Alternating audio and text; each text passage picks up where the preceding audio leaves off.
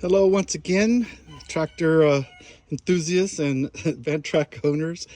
I haven't done a video in a while. I'm not one of those content producers in mass here, but I wanted to show you a couple of things that I came across that I thought might be helpful to other tractor owners out there. I don't know if you've ever been doing a job and you lose a pin or a blade or a bolt or something out in the field, and you don't know where it fell off. It might have fallen off 10 feet behind you or 100 feet behind you, a mile ago. But I've tried all kinds of things to find it. It's like, I need to get a metal detector. Well, I finally got one. This one is a foldable one, and it doesn't have to be really super expensive, high tech, pro series, top of the line, because what we're looking for is big, fat, and should be laying on top of the ground. So this one, I forgot what this one is called, but let's see, it's a Sun Pal. I got it on the Amazon. I think it was 130 bucks, like that.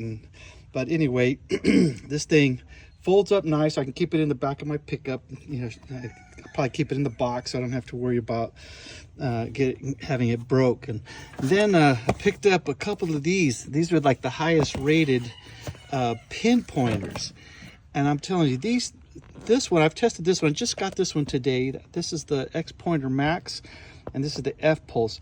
This thing is amazing. It's very sensitive. You turn it on and you can adjust the sensitivity, but I just used it in my driveway here, and I found quickly probably a half dozen of tiny screws. I mean, like 1-inch screws, nails, staples. I mean, this thing is super easy to use. Turn it on, and it means it's overload. So you just point it away, press it again, wait for the beep beep, and that's how sensitive it is. You get it up close to something like that, and it starts buzzing and beeping, and so you can see some of the holes I've dug up here. But you can just wave it over the ground, and if it senses anything, like, it'll start buzzing. So there's something right there, a screw. I'm not gonna dig it out, but that'll help you, further find it if it's a smaller nut or bolt after using this thing. So I just want to let you know about those two things. I'm gonna be trying this one out too, but those are, I think, 120 bucks a piece. My opinion, really well worth it, because sometimes I can't go on. I'm stuck out in the field in the middle of a job, maybe an hour away from home, or maybe that far from a store to go get a bolt or a blade, or maybe I have to order one online. But yeah, I think it's definitely worth having those in the truck. Just ordered this solar panel. It's a 20 watt. Got that on Amazon. I think it was $40 with a coupon. This is my new JLG UT 610. It's like the air toes. It's got that hydraulic bed that just lowers to the ground. You pull the lever. I'm really looking forward to using that one. I just picked that up with a snorkel lift pretty cheaply here locally. Back to my tractor here. This is my Kubota M7060, and with a shuttle shift there. So that's the M7060. First thing you might notice, if you haven't noticed from my other videos, is I had ceramic window tint put on there, so my air conditioner doesn't have to work as hard in the middle of the summer. One thing is, you can see is the radiator's really high off the ground, so it doesn't get clogged as quickly with the seeds as it did, as some of the shorter ones do. Another thing I want to show you, I just added this. It's a hitch, a bolt-on hitch for the box blade. 4 1/2-inch bolts, grade 8 bolts.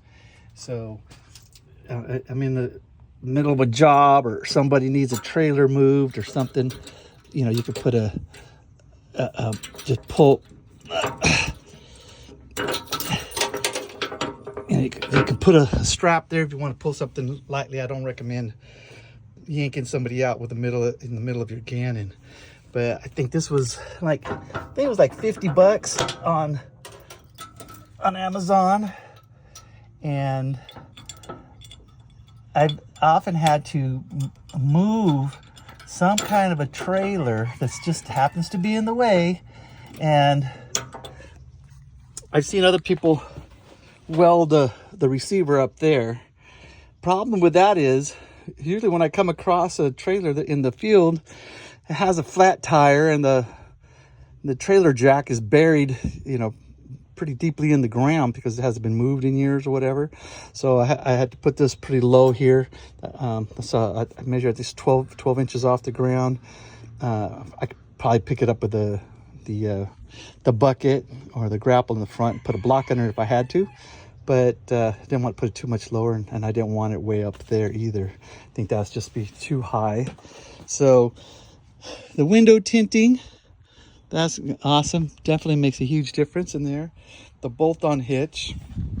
My grapple, I don't know if you guys seen my grapple. Picked this up at the auction for 1,600 bucks.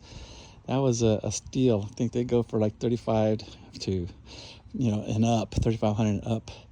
And it's got the removable, replaceable teeth there. And I really like using that in the field. If I have to move a rock, a log, a big, huge piece of concrete or whatever, it really comes in handy.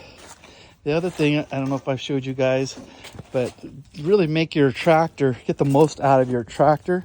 I always weld these on any of my buckets I get, on forks, anything that you might need to put a rope or chain on. These are so much better because you get to pick where you want them, and you want them, you know, pretty much in line with the strongest reinforced part of your bucket or grapple, whatever you're using. So those are really nice to pick stuff up. I put this one on the bottom here in the middle, so you turn your bucket upside down, put it over a pole or a log, and you run the chain underneath it. You make a V underneath the pole or tree branch or whatever you want to do, and then you just curl it back up, and it's stays inside your bucket. This is a Piranha tooth bar. I recommend you get it. I've seen a lot of these, you know, cheap buckets, and it's not that they're meant to be heavy duty. Even the heaviest duty ones of these, this has a reinforced side and stuff, but that's just a weld on cutting edge there. Some people, you might be trying to pop out a stump or move a rock or something, and people invariably use the middle of your bucket. That's the weakest part, and then you end up with a bowed bottom, and it's like a smile. You can't cut a flat edge anymore. So this Piranha tooth bar, I think it's a BX expanded. They'll make them any size you need. You tell them the inside is just 2 bolts on there, bolt on there.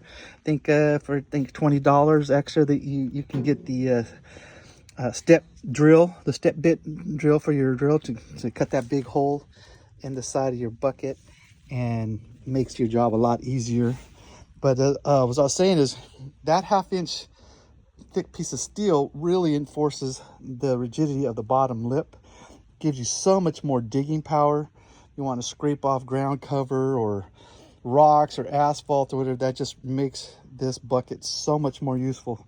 So I'll put these on there, put that on there. Also put this ring in there. If you want to say pick up a couple of barrels, you put your chain around this, around the first barrel, loop it through your D ring there and back on the other one, or whatever. You know, you want to use it as, you know, pick something up with a sling.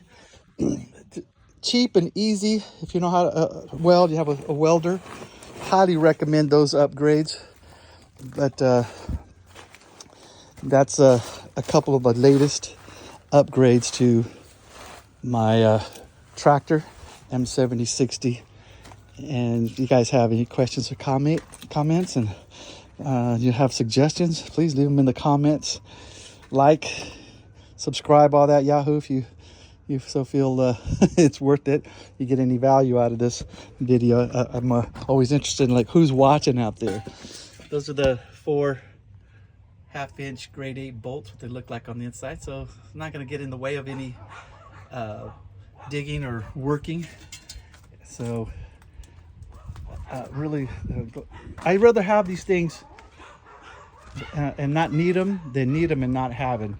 I'm sure you understand. So anyway, leave me a comment, question. Appreciate it. I'm out.